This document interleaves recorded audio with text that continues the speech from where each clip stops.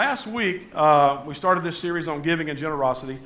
I'm kind of coming at it from a different perspective than I typically do, and it's been a couple of years since I've talked about this anyway. And, I mentioned to you last week, we're talking about contribution and capacity, that God is not going to require from you more than you have the capacity to do. He doesn't judge you based on what someone else has been given. He looks at you and says, I've given you this capacity. Now, what are you going to do with it? And so we're going to be looking today from a different angle, and that is the angle of sacrifice and supply.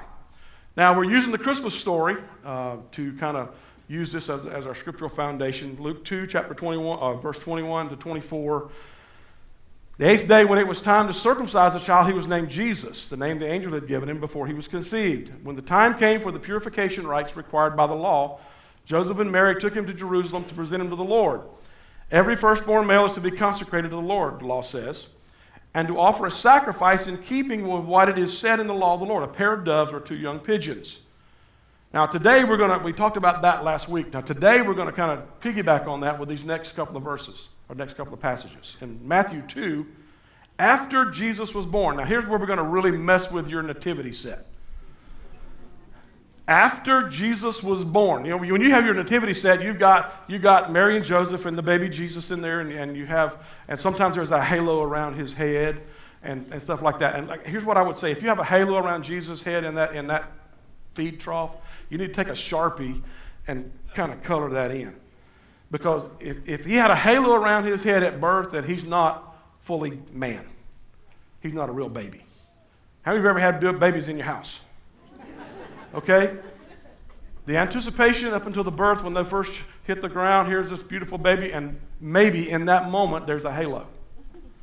But it's short-lived. And then for the next 18 to whenever years, the halo's gone. The halo's gone.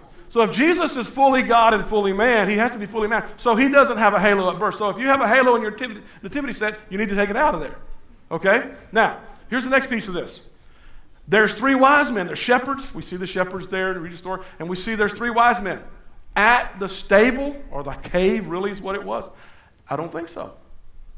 The wise men were not at the birth of Jesus.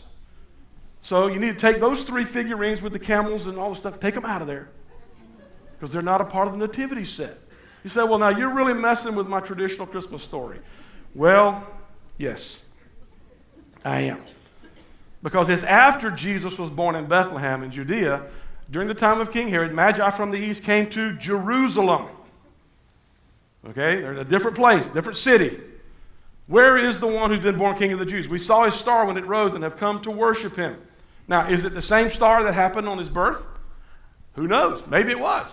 Maybe it's taken these guys 2 years or so to get from where they were living to where Jesus is at present.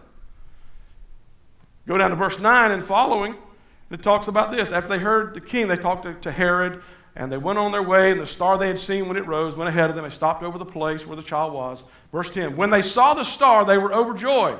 Verse 11, on coming to the house, not stable, not cave, not feed trough. After Jesus was born, they came to a house where Jesus was living with his mother, Mary, and his dad, Joseph. They bowed down, they opened their treasures, presented him with gifts of gold, frankincense, and myrrh, and then goes into the whole deal. And after being warned in a dream not to go back to here, they returned to their own country. And Joseph, when the wise men left, Joseph had a dream. In the dream, the angel of the Lord said, get up, take the child and his mother, and escape to Egypt, and stay there until I tell you. For Herod is going to search for the child to kill him. So he got up in the night, took the mother and the child, and went to Egypt and lived there till the death of Herod. So it fulfilled what the prophet of the Lord had said, out of Egypt I call my son. So, we have this story unfolding now. To give you a little bit of backstory, Mary and Joseph are engaged. They're not married yet. Joseph is a very, very religious guy. The word in Hebrew is tasid, which means righteous. He was one of these guys that he spent most of his time studying the law, but he had nothing. He had nothing. Even today, many people in that segment of Jewish life, they don't even hold down jobs. They don't serve in the military. They don't hold down jobs. No, so they're very poor, very poor. And Mary is a young girl that Joseph has chosen as his bride to be. And in the process of all this, being engaged, the angel comes to Mary and says, hey, you're going to get pregnant. It's not going to be by Joseph. It's going to be by the Holy Spirit, and you're going to have this child. His name's going to be Jesus. He's going to save the world from his sins. And so Mary has to tell Joseph, oh, hey, by the way, I'm pregnant. So now Joseph has this dilemma.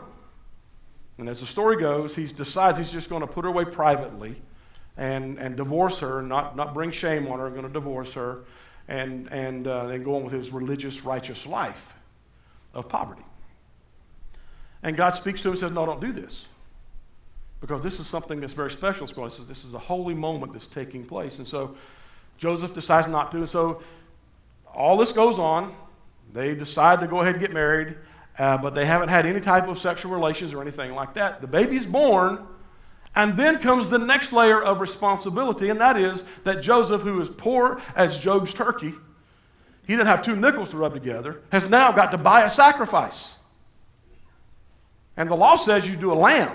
Well, if you don't have 2 nickels to rub together, you can't do a lamb. And so in the law, there's provisions for the poor to be able to participate at their level, and that is they can do pigeons or doves. And so Mary and Joseph decide to do doves. Now, can you imagine what's going through Joseph's mind as he's walking from his house to the dove and pigeon place to get 2 doves or 2 pigeons? I mean, think about it. If you were Joseph, what would you be thinking? I mean, you're walking down the road to go buy these doves or these pigeons at the dove and pigeon place. Doves are us, pigeons are us. It's something like that. But you're thinking in your mind, now wait a minute. This isn't even my kid. This isn't even my kid. Technically, this is your kid. And he thinks about, no, do you realize what you've put me through? I was a righteous person. Now I'm an embarrassment. Now the people that used to be my friends, because this has happened, they're no longer my friends. Because of this embarrassing situation that the woman that I chose to be my wife is pregnant by you. And now I've got to buy doves for your kid to sacrifice, and I don't have 2 nickels to rub together. This is what I've got to live with now. I've got to live with the fact that my wife is now known as a person who is loose in her morals. And my son, your son actually, that I'm going to be raising, is known all through Israel as illegitimate. And I've got to be the dad in this whole situation. And now you're asking me to fork out this. Now let's talk about the hotel at the birth. You didn't even make a reservation. Now you say, well, Phil, now you're making fun. No, I'm thinking from a human perspective. If we were asked, most of us guys in here, if we were asked to do this in 21st century America, we'd be having those conversations with God, or we'd be going, I'm out of here. Angel show up. Angel or no angel, I'm not doing that. But yet, is Joseph thinking the same things that modern day men would think in these scenarios? Maybe. Who knows? But he's going on further in his thoughts. What about the tax debt? I've got to pay taxes on this kid. You know? I mean, if it didn't happen on January the 1st, you know, it happened on December 25th. Not really, but we're going to use that as because we celebrate Christmas. So I've got, he's only been in my family for like 5-6 days, but I got to pay a whole year of taxes on him. All this stuff's going through Joseph's mind. We're saving for a wedding. Now I've got a kid. There's child support. Now I've got to pay for this offering. This isn't right, God. But here's the thing. We don't see any of that in Joseph's heart. We don't see any of that.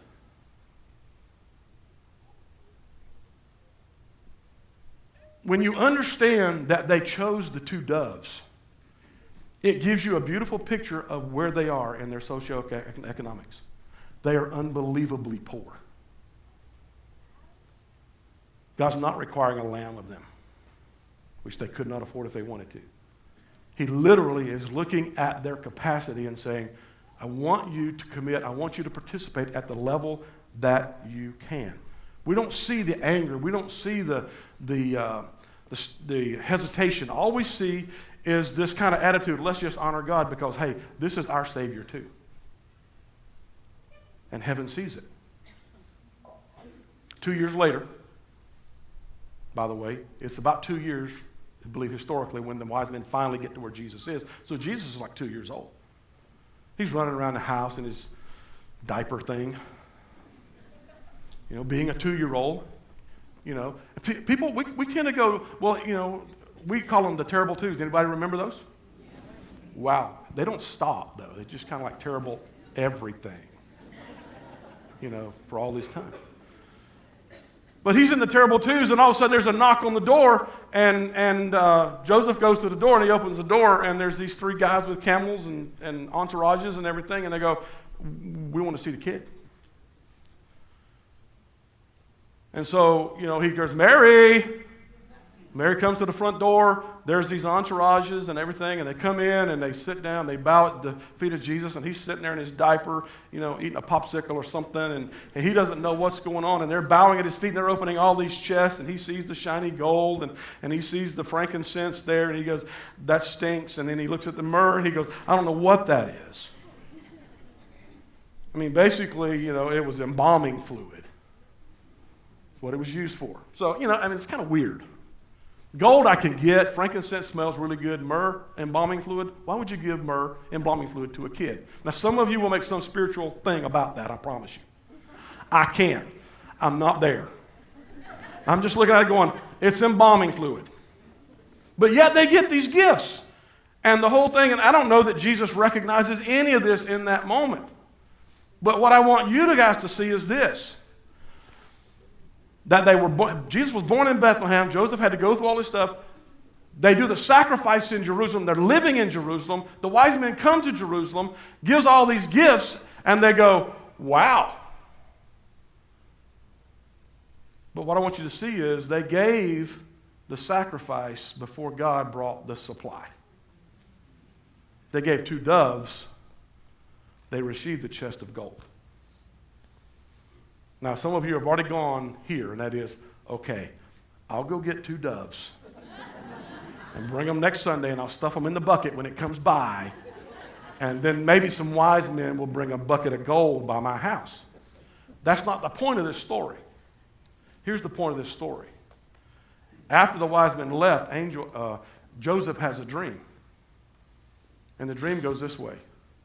You have to leave Jerusalem. You have to go to Egypt. Not only go there, but you got to live there until the king dies. Now, if prior to the Magi coming, there would have been no way of doing that.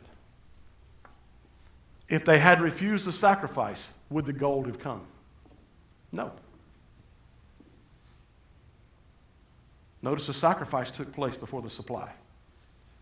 Now look, here's something that you got to get in your head.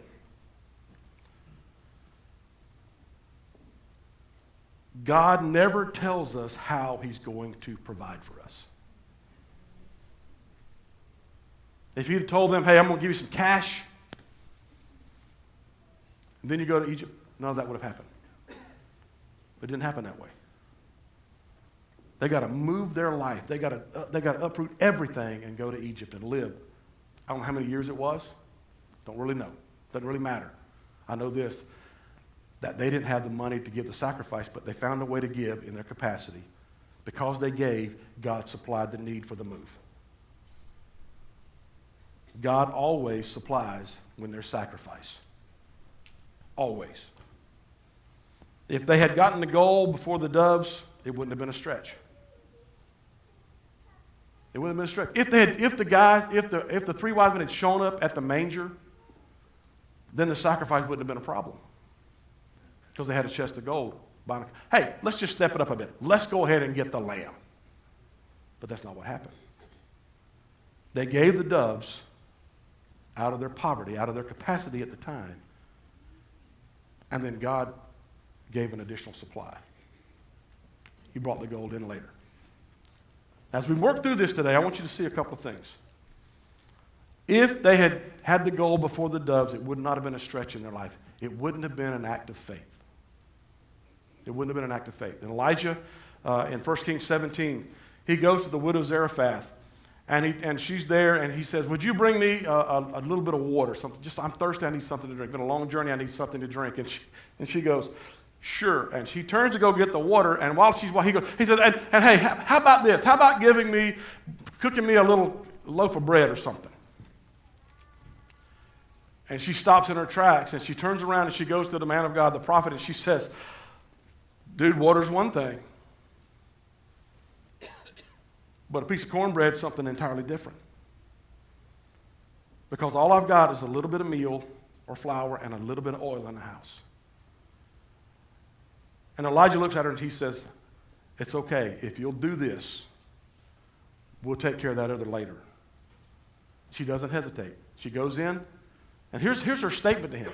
I've got a little bit of flour and a little bit of oil. We're going to eat. We're going to make one last meal, and then my son and I are going to lay down and we're going to die because it's a drought. Everything is in poverty, and so we're literally going to die because we have nothing else. We're so impoverished. This will be our last meal. And yet God said to her through Elijah, give me your last little bit of oil and your last little bit of flour. And she doesn't hesitate.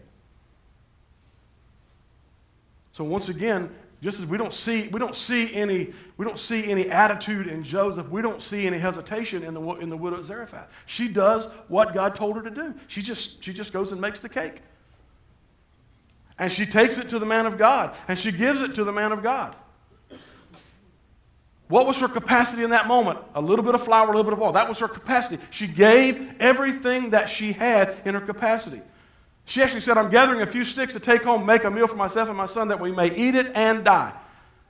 And then but God said, no, do this first. Do this first. Bring it to me. She did that. And then he said this, now go make something for yourself. Well, I know the oil's gone and the flour's gone. But she goes back and she starts making. There's more flour and there's more oil. The Bible tells us this. Here's the story. The jar of oil will not be used up, and the jar of flour will not be used up, and the jug of oil will not run dry until the day the Lord sends rain on the land. So there was food every day for Elijah and for the woman and her family. God says, give, and I will do this. But this has to come first.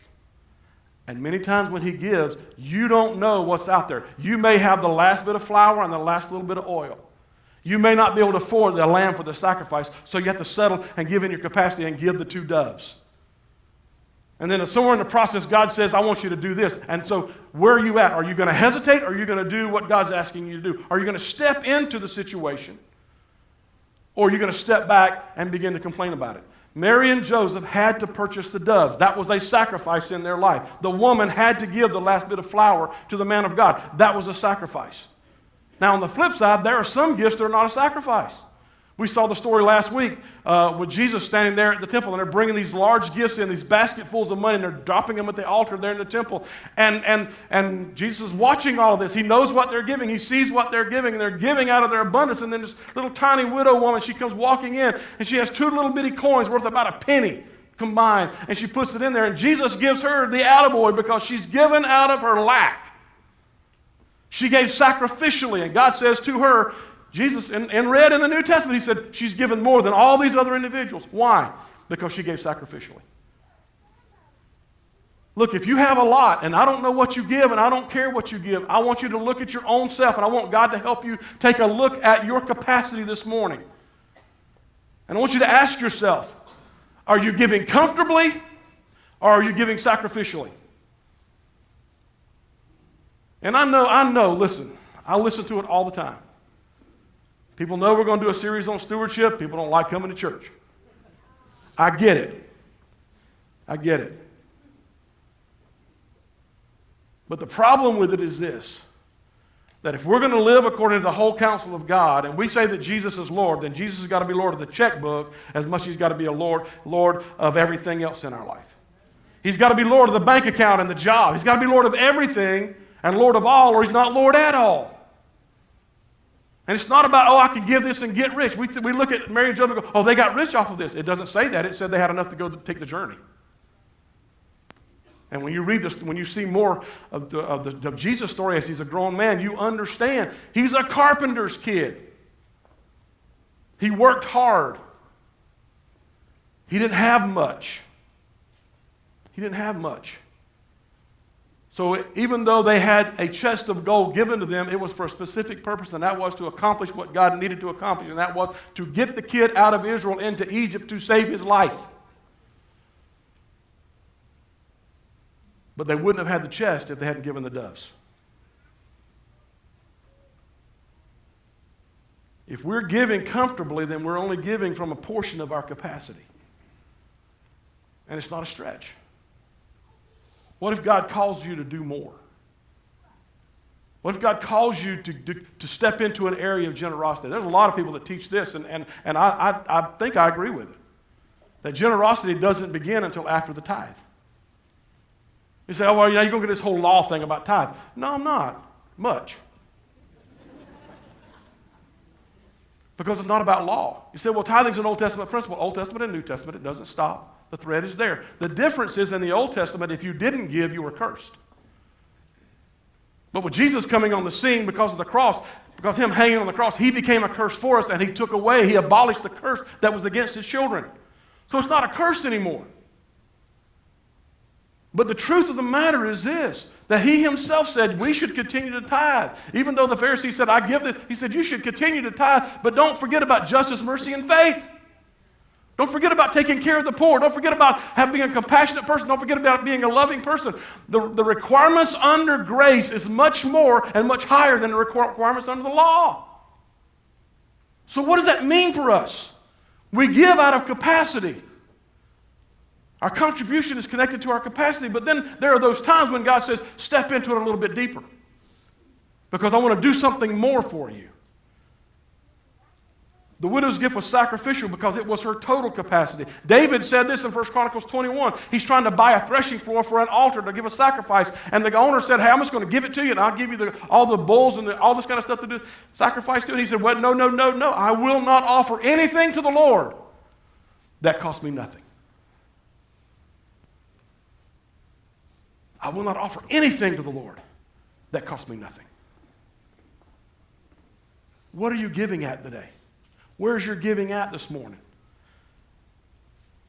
God's provision is seen when there is a spirit of sacrifice or generosity, and then he begins to take care of supply. Look at this verse, 2 Corinthians 9, it's on the screen. Now he who supplies seed to the sower and bread for food will also supply and increase your store of seed and will enlarge the harvest of your righteousness. What do we see? We see generosity as the outflow of love and gratitude. God has forgiven you of all of your sins. You don't have to go to a priest to get forgiveness anymore. You don't have to sacrifice a pigeon or a dove or a goat or a lamb or anything. You simply come to the throne of grace and go, I am a sinner in need of a Savior, and it's done in an instant. And your station in life changes. Before that, you were doomed to an eternity in hell. Now you've got heaven on the horizon. Now, you might have been a nobody at one point, but now you're a child of the King. Now you're more than an overcomer through Jesus Christ. Now you can get knocked down, but you're never knocked out. You might be in despair, but you're never dead. Okay, hear me. You say, this body's going to go. Yeah, it is, but guess what? When this body goes away, you just step into a new reality, and that's heaven. What's that worth? Next week, we're going to talk about price and privilege. Generosity is the outflow of love and gratitude for what God has done in our life. Do you understand that if he'd done nothing else, he forgave you of all your sins? Past, present, and future. Forgiven, wiped away, clean. Clean. Never, the Bible says, never to be remembered against you again. Yeah, but I remember. but you're not God. You're not God. It's about the size of the stretch. It's about the size of the stretch. Remember the 2 balloons last week? Now, does God take it seriously when we don't give? Yes, he does. He takes it very seriously when we don't give. As a matter of fact, let's go back in the law, shall we? Malachi 3. Some of you went, I knew he was going to get there sooner or later. Talks about robbing God. You know, God speaks this thing to him. And all tithes and offerings, you're under a curse, the whole nation. Remember now, curse is gone in the New Testament. But the promises stay. Bring the whole tithe into the storehouse that there may be food in my house. How are we robbing God? How are we robbing God? Well, let's see. It's the tithes and offerings. Well, now listen to me. I think the text means what it says, but I don't think it means what we think it says. Okay? So let me ask you a couple of questions here. We're talking about robbing God. And we've always said, it's tithes and offerings. If we don't give our tithes, we're robbing God. Okay. Does robbery occur if you don't have anything less than what you had before the robbery?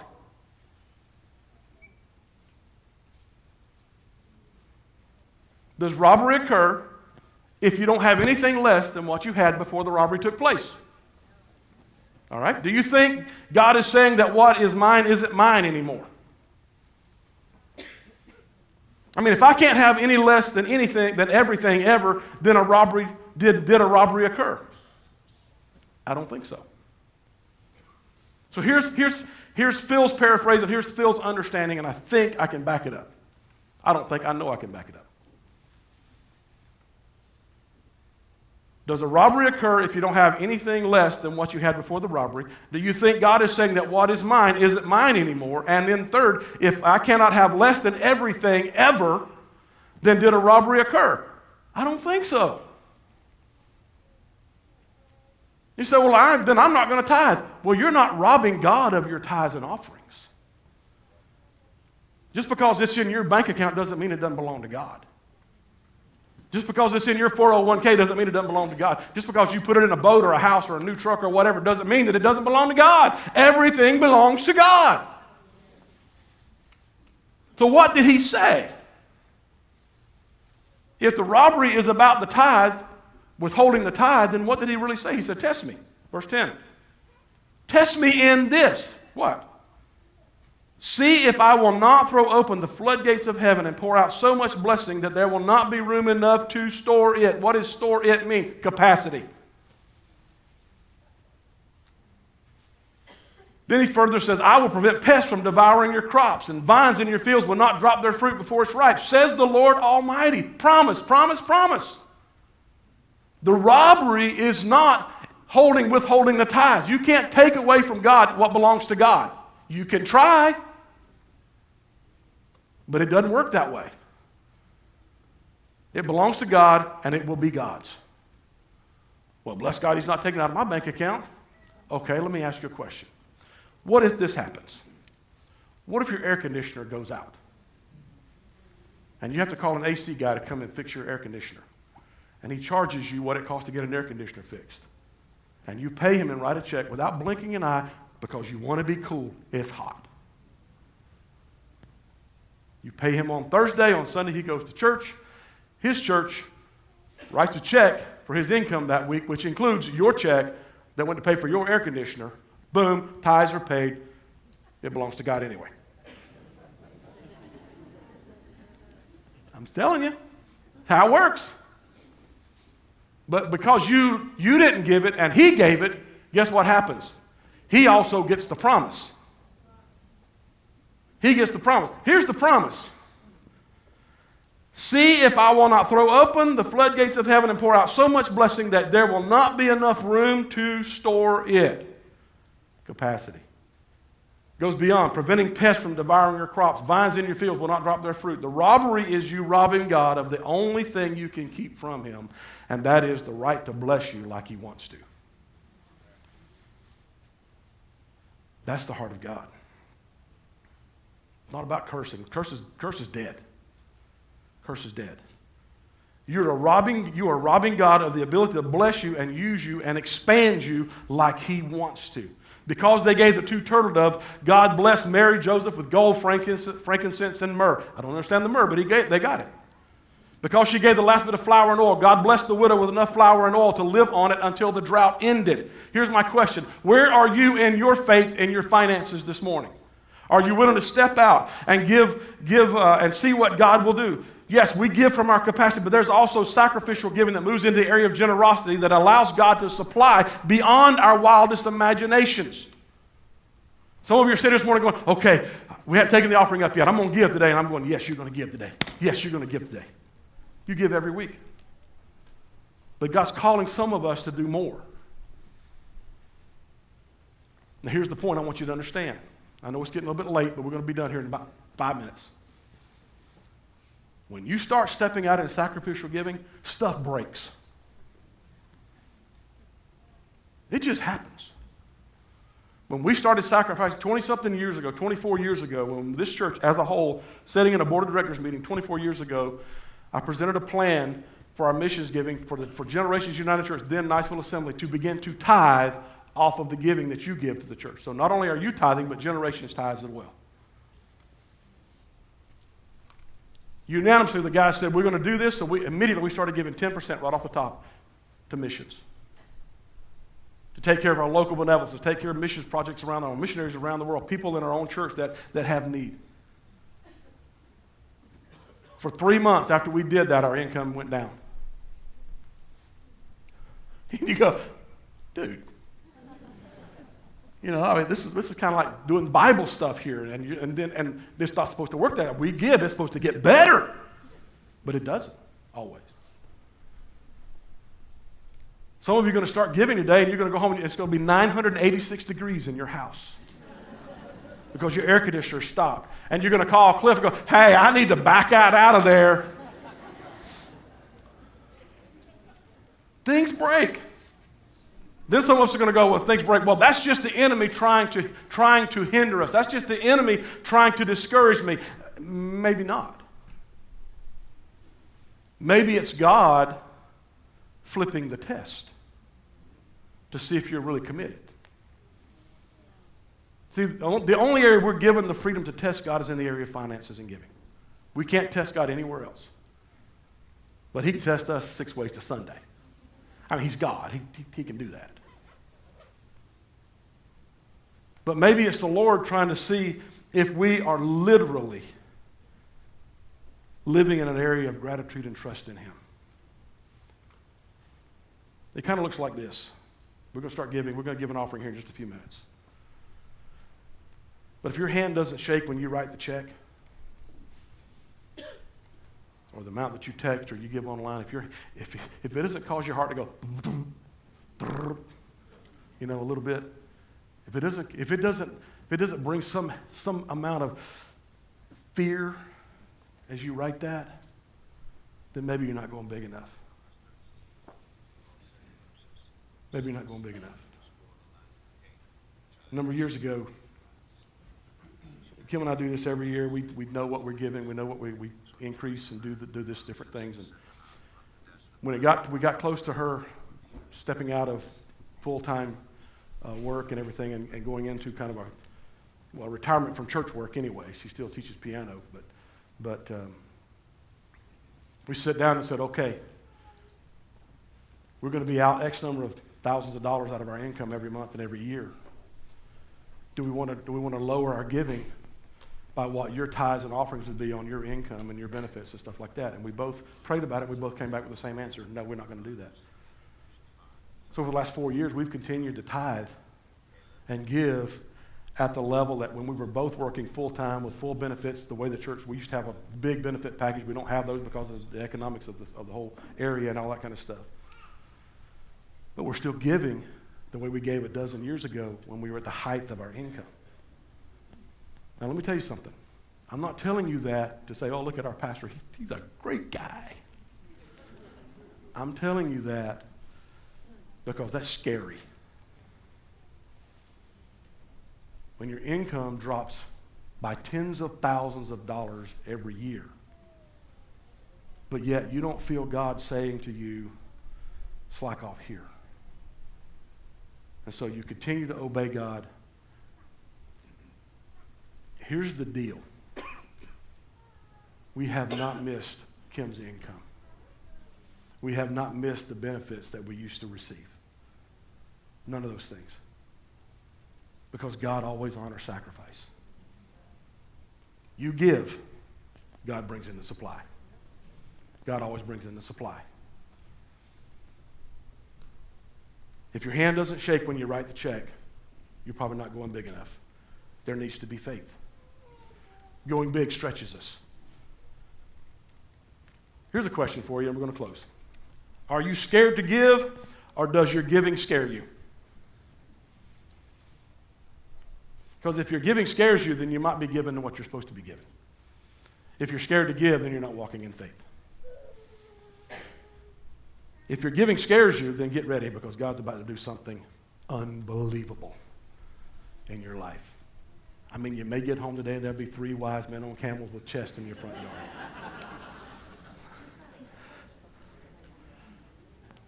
May not be camels, maybe horses. Could be a truck, I don't know. Or maybe you go to work this week and you get a promotion. Or maybe you get a new job offer. Or maybe you get an additional job offer that makes up the difference in what you've seen in your lack. Most of the time, it doesn't come in the form of a check in the mailbox or something like that. It comes with opportunities to earn more. And you step through that door. But yet, it's still God supplying from the sacrifice. 2 Corinthians 9, 10, and 11. This is the full gamut of what we're talking about. Now, he who supplies seed to the sower, bread for food, will also supply and increase your store of seed and will enlarge the harvest of your righteousness. You will be enriched in every way so that you can be generous on every occasion. And through us, your generosity will result in thanksgiving to God. You will be enriched in every way so that you can be generous on every occasion. Baby, hand me those 2 balloons. Somebody took my balloons last Sunday. So I had to blow up new balloons this Sunday. Or I didn't. Someone else did.